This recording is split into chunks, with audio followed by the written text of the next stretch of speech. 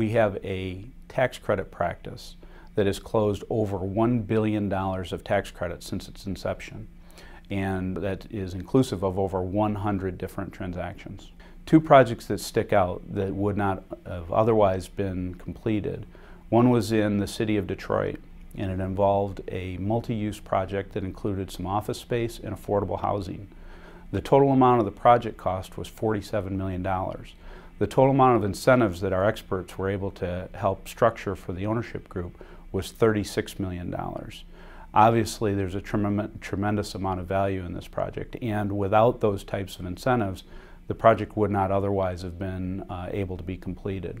Another project that we're very, very proud of is in the city of Chicago.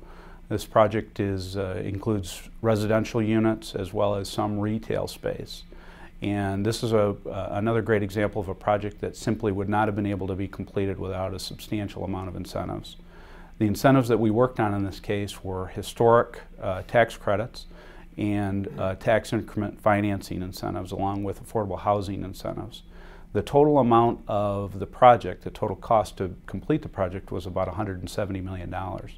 The total amount of the incentives that we were able to help produce for this project was a little bit over $70 million. So as you can see, without that substantial amount of incentive, there's simply no way that a project like that could have been produced in the city of Chicago.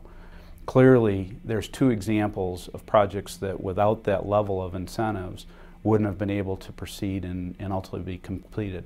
What these projects have done is they're great community assets inside the city of, in this case, Detroit and Chicago. And these will be there for decades and decades to come to serve the people of those great cities. And it's very gratifying to know that our tax credit experts have had an opportunity to play a part in the successful completion of those projects.